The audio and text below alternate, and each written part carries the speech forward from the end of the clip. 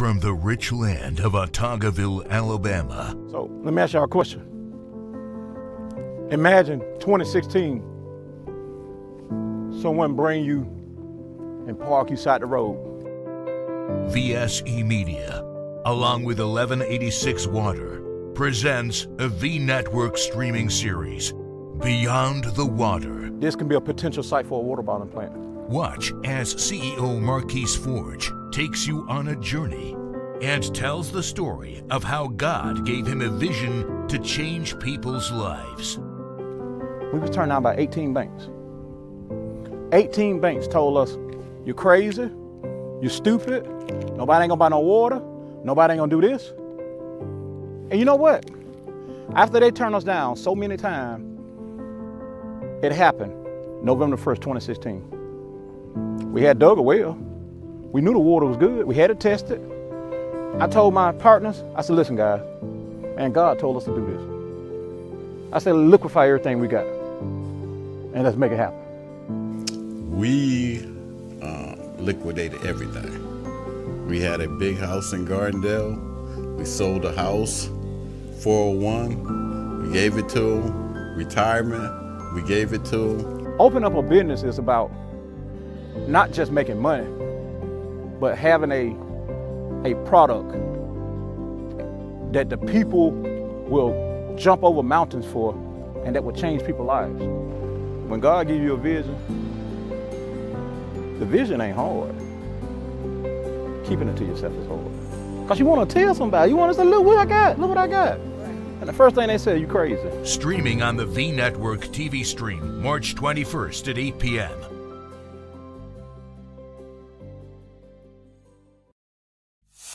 From the rich land of Autaugaville, Alabama, we present to you 1186 real artesian water. Smooth, crisp, clean, all natural, no chemicals, no additives. Average balanced pH 6.9. The highest quality ultra premium water known to man. What are you waiting for?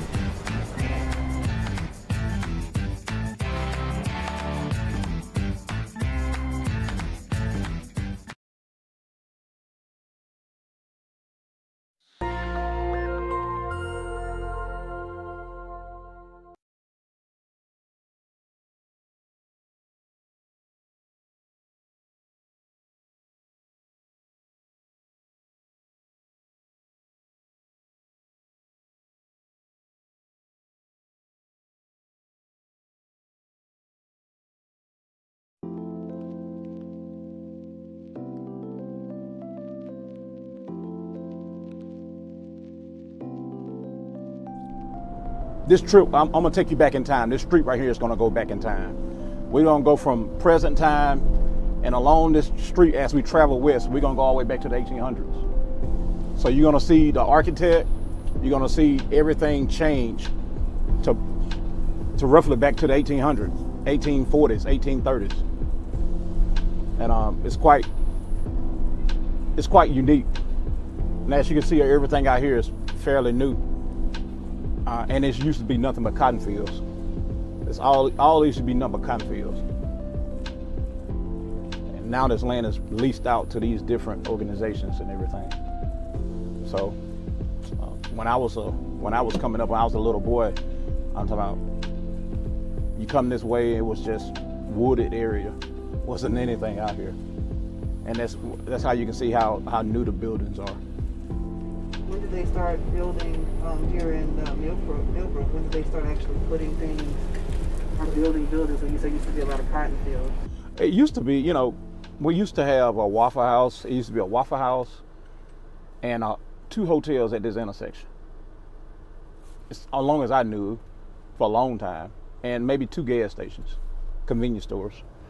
And then maybe 20, 25 years ago, they just start selling land, start leasing land, and we start getting different things. Like we got a Lowe's, I'm talking about a Best Buy. The Best Buy gone out of business now, but this mall on top of the hill, this shopping center over here, TJ Maxx, Office Depot, all these shopping centers, I would say they less than 10 years old probably.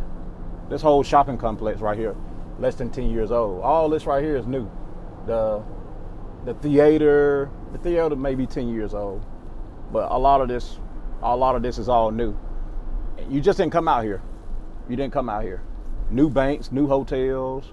Robert Trent Jones Golf Course is one of the stops for the LPGA tour, the latest. And I'm talking about just, it wasn't anything out here. What would you say the ratio for black people to other races or cultures? I would say that there's a large percentage of African Americans here. I would say probably 40%. It's a lot. It's a lot of others. It's a lot of, you know, Caucasians here. It's very populated with Caucasians because here's it is.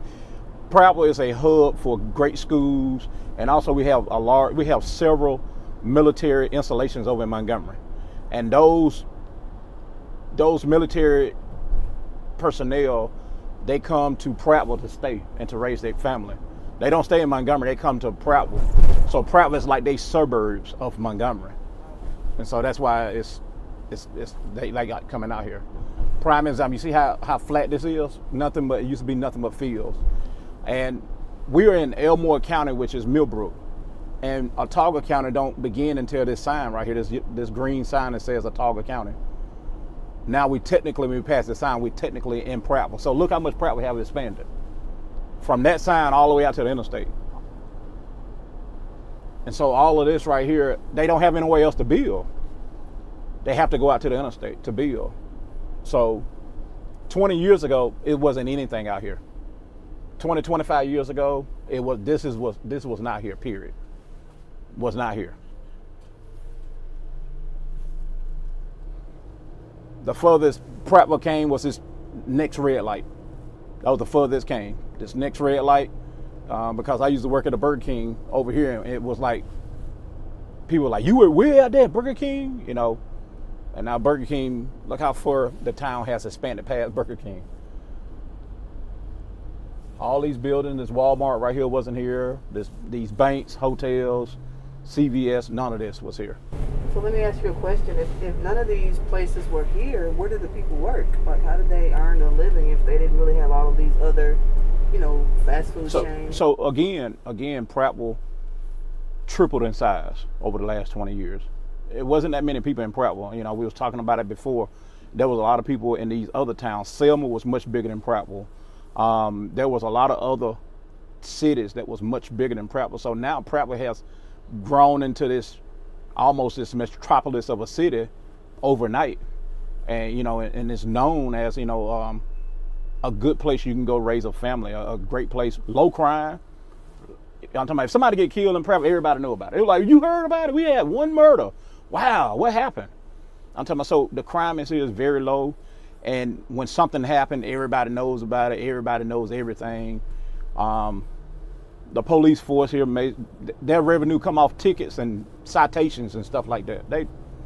It's not that much crime. This building over here where it says Club 4 Fitness used to be an old Kmart. Kmart went out of business. None of this right here was here. Aldi, all this right here was nothing. This was nothing.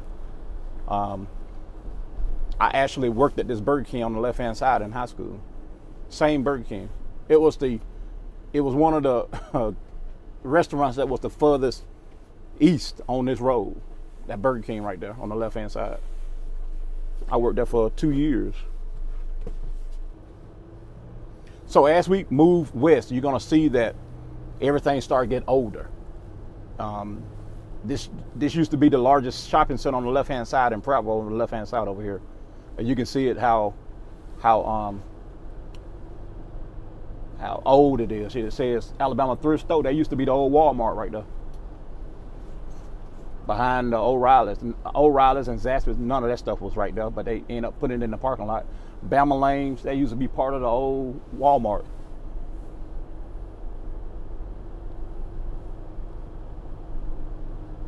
So this is 1990, 1985 right here. That's where we are now. And we're going west, and as we travel west, I said before, we're gonna travel back in time.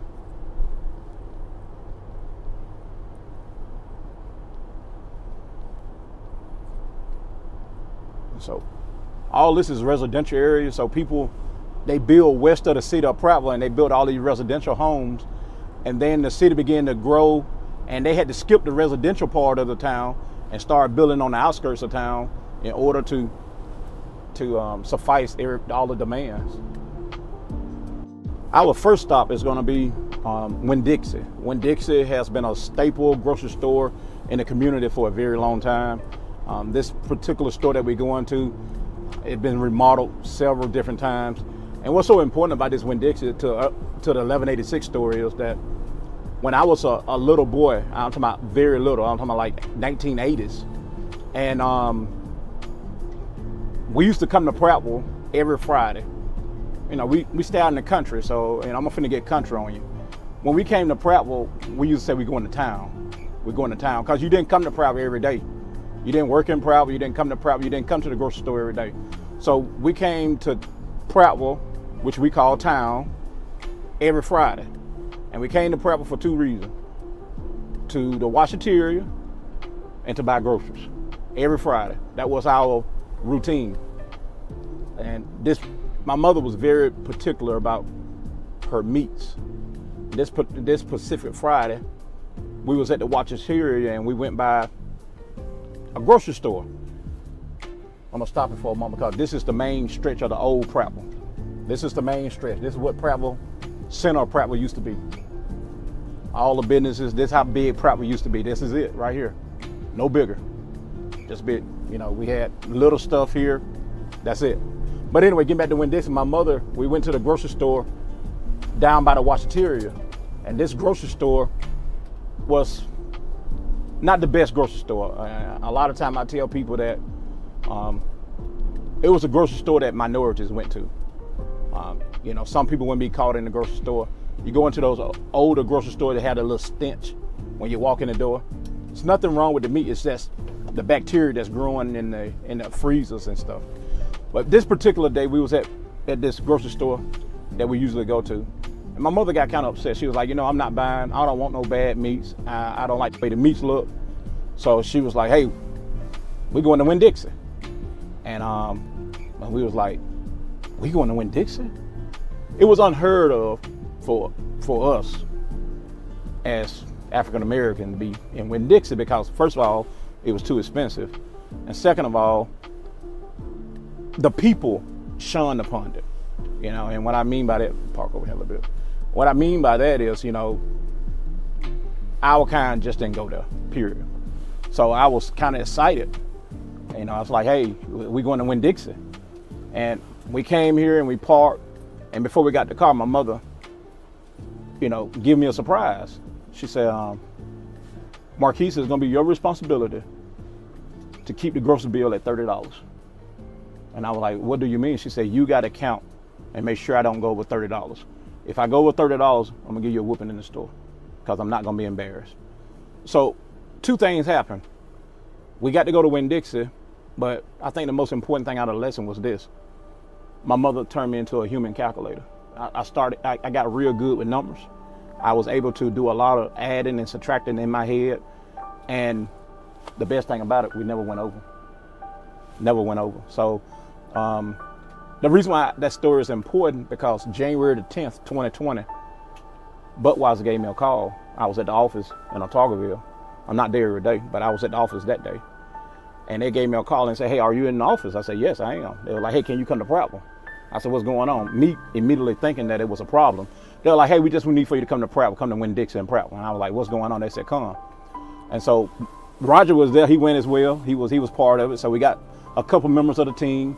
We went to Winn-Dixie, came to Winn-Dixie and Prattville. And on January the 10th, 2020, Winn-Dixie authorized 1186 to be in the store. And it was right there in the front door. And they didn't understand it, but it hit home with me because we went from not being able to shop in Winn-Dixie, not being able to afford to shop in Winn-Dixie, and being shunned upon, you know, because we was black, and, you know, they was thinking that we had food stamps, to having your product authorized in Winn-Dixie. So it was emotional for me, but, you know, and again, Winn-Dixie is not a racist company. They don't shun upon black people. I'm just saying, you know, the times.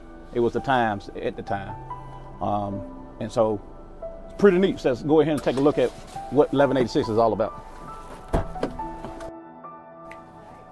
Doing well?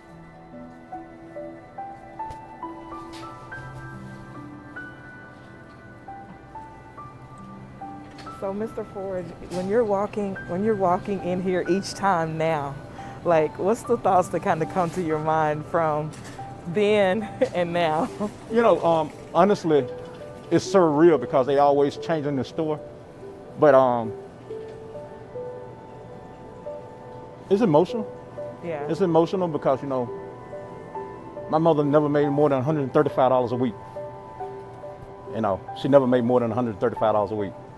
And, you know, the generational gap between my mother and me, Yeah. you know, technically I should have been a bricklayer, you know, because I shouldn't have jumped from $135 a week Right. to where I am, to owning a water bottling company. Right. And, you know, and when we came in, it was sitting right here. So this was the promotional area.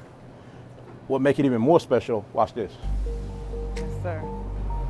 You see who on the end caps? Yes. You see them big brands on the end cap? Yes, sir. Dr. Pepper, Sprite. You see these big brands on the end caps, right? Yes, sir. I see another big brand on the end cap. This right here is a permanent home for 1186. Not Wow. promotional. That's Yeah. permanent. Yeah, That's mind blowing. it is. You know, whenever you come into Winn-Dixie, it's gonna be right here. Wow. They said they just got tired of people asking for it. So they gave it a permanent home In high demand. and high demand. Isn't it something to go from don't let us go over $30 to Mr. Forge, we need more water delivered. Yeah, it's unreal. Yeah. I try not to think, I'm gonna be honest with you. It may sound crazy, but I try not to even come in here. You know, cause if I'm dreaming, let it just be a dream. Yeah. Let it just be a dream. Let me just remember this the way I seen it the last time. Yeah. And let it be a dream that I can tell people, guess what I dreamt of. You know, so Because it seems so surreal.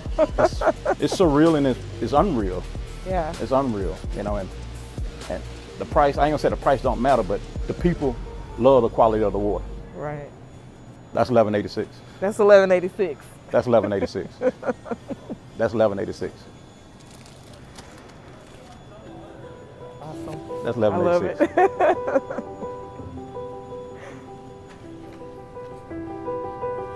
People, you know, associate end caps with big brands. This is what everybody's buying, and you look down that end cap, you I got it. Right. And the people that cashier say, you know, they get customers say, hey, we can't find 1186. They say they don't even look, they just do this right here. Just point.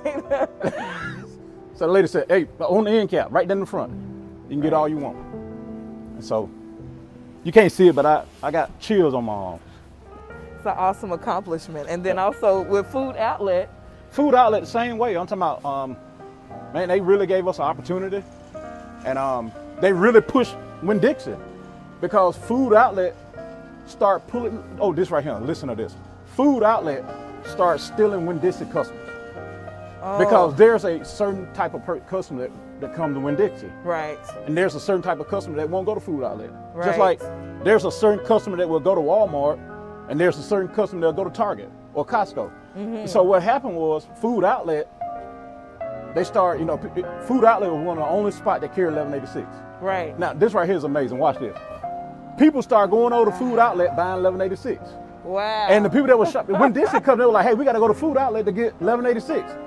And while they was in Food Outlet getting 1186, they were like, you know what? Let me go ahead and shop. I might as well go ahead and shop.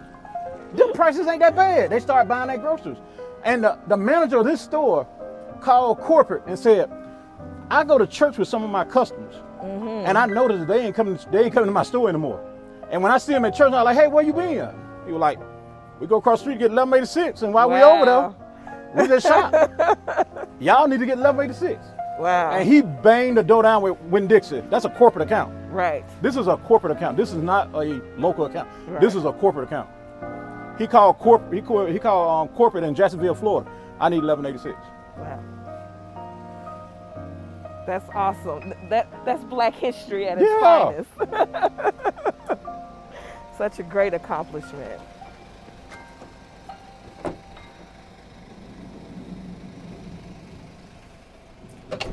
Thank you.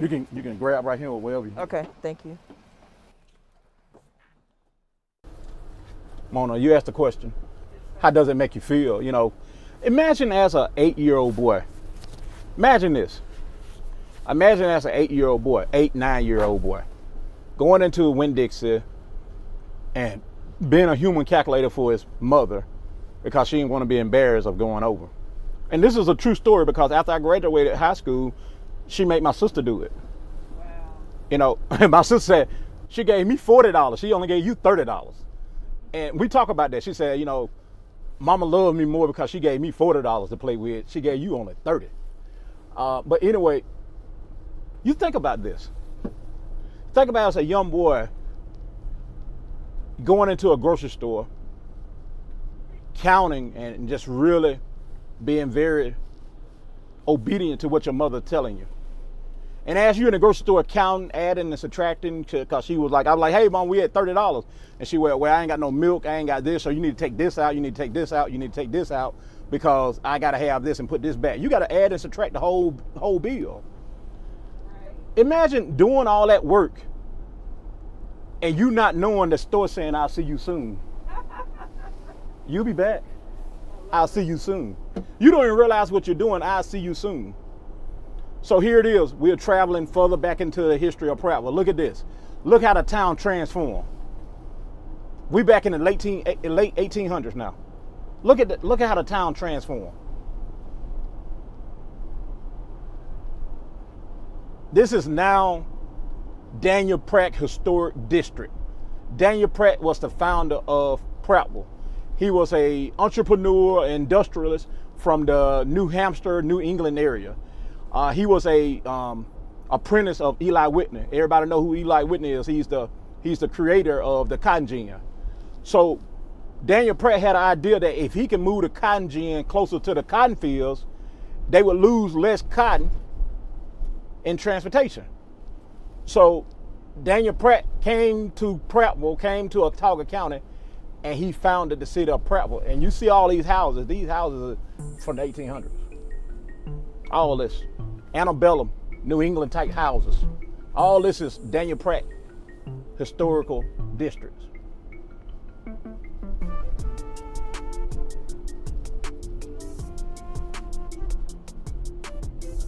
Some of the new bricks are some new buildings, but they had to be approved that they didn't take away from everything else.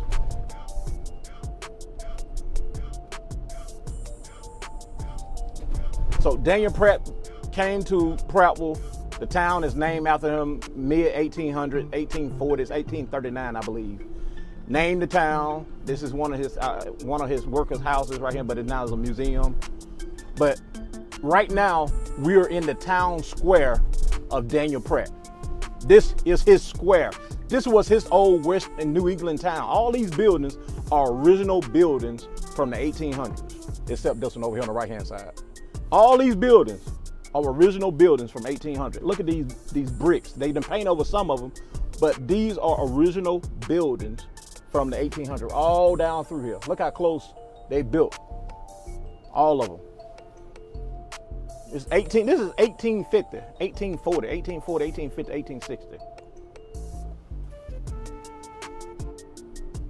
And he built all of this out of this manufacturing right here. This is his manufacturing building from 1830, 1840.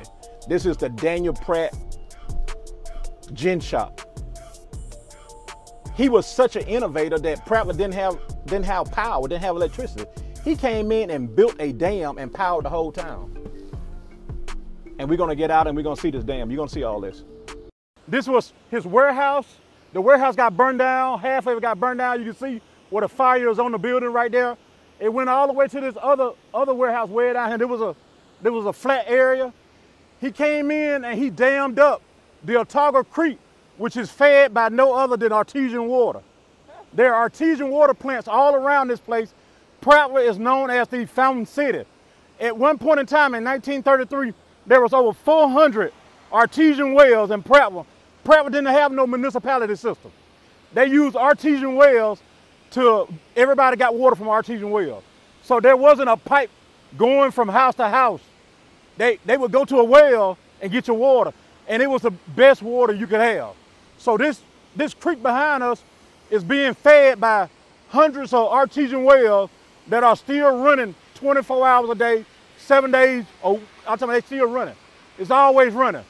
And so what Daniel Pratt said, he was like, hey, this is a perfect water source. I'm gonna dam up this creek and put a hydro dam in. He put a hydro dam in, and the hydro dam, it powered his whole town. His whole town and the houses that was a part of his compound.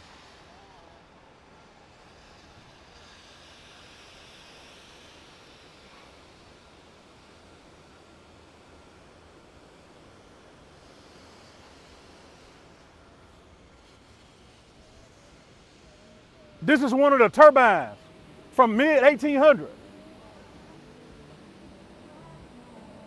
This is one of the turbines. It turns, and as it turns, it generates power with a generator.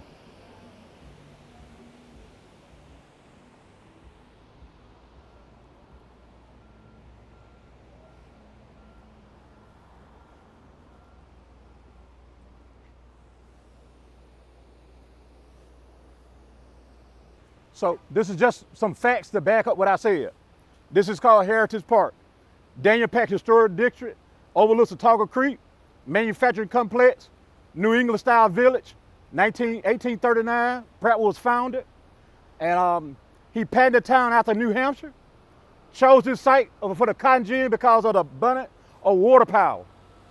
The many artesian wells gave Pratt the name Fountain City.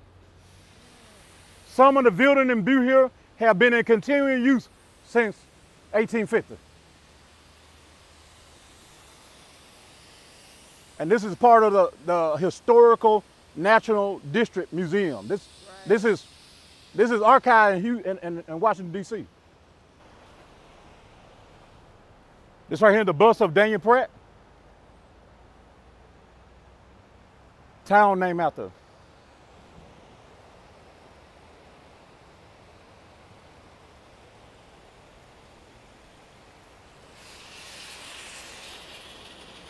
Water flowing from this fountain is coming from an artesian well. Been flowing. This fountain right here is fed by artesian well. And as you can see, the creek behind you, fed by artesian well. And what they're trying to do, they're trying to preserve his building because it's so dilapidated. So right now, what they're trying to do is they're trying to preserve it. You can see the crack going down the middle right there. The building is coming apart. They got plastic on top of it because it's leaking on the inside. But this building right here was in use like late 1900s, late 1990s. People were still working in that building. They were still producing gin shops in there.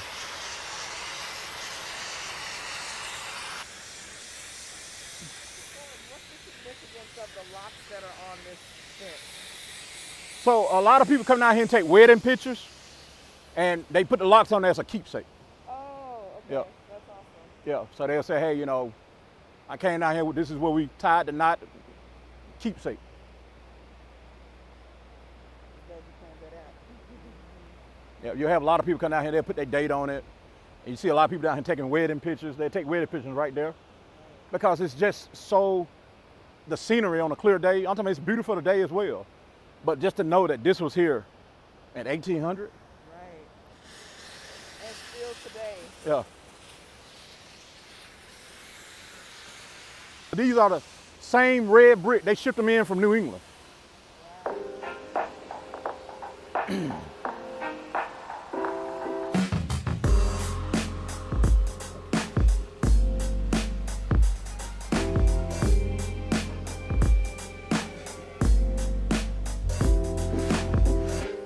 They'll have a festival, like a Daniel Pratt festival in the summertime, and they'll bring out the old cotton gins for people, and they'll gin the cotton, show you how they had to gin the cotton on site.